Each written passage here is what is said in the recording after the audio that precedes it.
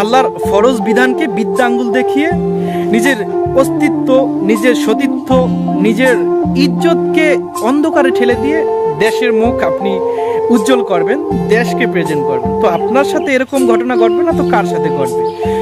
আপনি সমান অধিকারের স্লোগানে গা বাসাচ্ছেন, পুরুষদের সাথে দৌড়ে নেমেছেন, সুস্বরানি খাওয়ার ব্যবস্থা করে দিচ্ছেন, তো সুস্বরানি একটু খাবেন, এটাই স্বাভাবিক।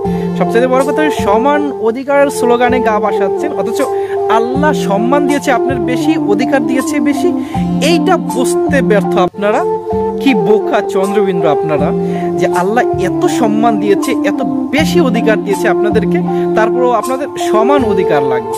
দেখেন, আপনাকে এত আল্লাহ সম্মানিত করেছে, দুনিয়ার সিস্টেমটি দেখেন আপনি, যে দুনিয়াতে সম্মানিত যে জিনিসগুলো আছে, দামি যে জিনিসগুলো আছে, সেগুলো কিন্তু অ্যাভেলেবেল পথে ঘাটে রাস্তায় ফেলে রাখে না মানুষ, গোপনে রাখে। যেরকম অলংকার আপনি রাস্তাঘাটে পথে আপনি যেখানে পাবেন না, এগুলো মালিকরা কি করে, অনেক হেফাজতে রাখে, যত্নে রাখে, ঘরের ভিতরে সুকেজ, আলমারি ইত্যাদি এগুলোর ভিতরে রাখে। আপনি দেখেন মণিমুক্তার কথা ভাবেন, মণিমুক্তা আল্লাহ কত সুরক্ষিত করেছে। দেখেন যেখানে সেখানে মণিমুক্তা পাওয়া যায় না, সাগরের অতল গহীনে মণিমুক্তা যে কোনো একটা ঝিনুকের ভিতরে আল্লাহ সুরক্ষিত করে রাখে। এটা হাত দিলেই যে পাওয়া যায় বিষয়টা এরকম না, অনেক সুরক্ষিত করে আল্লাহ রাখে, ওটা আনতে অনেক কষ্ট হয়, এটা সম্মানিত জিনিস। এই জন্য আল্লাহ এত গোপনে এত প্রসেস করে রেখেছে, এতটা সুরক্ষিত করেছে। অনুরূপভাবে নারী জাতিকে আল্লাহ অনেক সম্মান দিয়েছে, এই জন্য নারী জাতিকে বলা হয়েছে যে তোমরা গোপনে থাকো, তোমরা পর্দার আড়ালে থাকো, তোমরা নিজেদেরকে সুরক্ষিত রাখো। কিন্তু সেগুলো না করে এই বোকা চন্দ্রবিন্দুরা নিজেদেরকে প্রেজেন্ট করতেছে, নিজেদেরকে একেবারেই সস্তা বানিয়ে দিচ্ছে, মানে সমান অধিকারের স্লোগানে নিজেদেরকে এমন সস্তা করে দিচ্ছে, এইটা আপনি কল্পনাও করতে পারবেন না। যাই হোক, যেই কথাটা শুরুতে বলতে চাচ্ছিলাম, বলা হয়নি।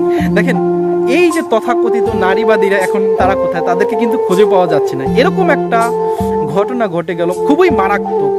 সেই জাহানারা আলম যে অভিযোগগুলো তুলেছে, একেবারেই ভয়াবহ, দুঃখ লাগে, কিন্তু কি করার আছে। সে অভিযোগ তুলেছে, তাকে বাজেভাবে কিন্তু যৌন হয়রানি করেছে, কিন্তু এখন এই যে তথাকথিত নারীবাদীদেরকে খুঁজে পাওয়া যাচ্ছে না, একজনও এই জাহানারা আলমের পাশে দাঁড়াচ্ছে না। কোথায় তাদেরকে পাওয়া যায়, এরা তো নাস্তিক প্রকৃতির, এই জন্য ইসলামের কোনো বিষয় আসলেই তারা বেরিয়ে আসে। দেখেন, কোনো এক নারী যদি বেপর্দায় হাঁটে, বেপর্দায় ঘোরাফেরা করে, আপনি যদি বলেন যে বোন আপনি কেন বেপর্দায় ঘোরাফেরা করছেন, বেপর্দায় হাঁটা চলা করছেন, এগুলো ঠিক না, তখন ওই নারী যদি অভিযোগ তোলে যে আমাকে কেন এটা বললো, তখন ওই নারীবাদীরা আইসা এই নারীর পাশে দাঁড়ায় এবং বলে যে ব্যক্তির স্বাধীনতা আছে, কেন বলবে, কেন বলা হয়েছে এই কথাটা, অথচ সে তো ভালোর জন্যই বলেছে, তাই না? তখন নারীবাদীরা বেরিয়ে আসে। আর এই জাহানারা আলমের এত বড় একটা স্টার, এত বড় একটা ক্রিকেটার, তারপরও তার পাশে কোনো নারীবাদীরা আইসা দাঁড়ায় না। আফসোস লাগে, গতকালকে দেখলাম যে বাংলাদেশ বিসিবির যে কোনো একজন পরিচালক আসিফ আকবর, সে এই বিষয়টাকে ফালতু বলে আখ্যায়িত করেছে যে একটা ফালতু বিষয়। তারপর দেখতেছি মানে এরকম, তাহলে সুস্থ বিচার কবে পাবে সে? আফসোস, দুনিয়াও গেল, আখেরাত তো গেছেই বলা যাইতে পারে, যদি তারা তওবা না করে, এভাবেই যদি চলতে থাকে। যাই হোক দর্শক, কি আর বলবো, বলার কিছু নেই। ভিডিও শেষ করে দিচ্ছি, দেখা হবে পরে কোনো ভিডিওতে। ভিডিও সংক্রান্ত আপনার মূল্যবান মতামত অবশ্যই আমাদের কমেন্ট সেকশনে লিখে যাবেন। আসসালামু আলাইকুম।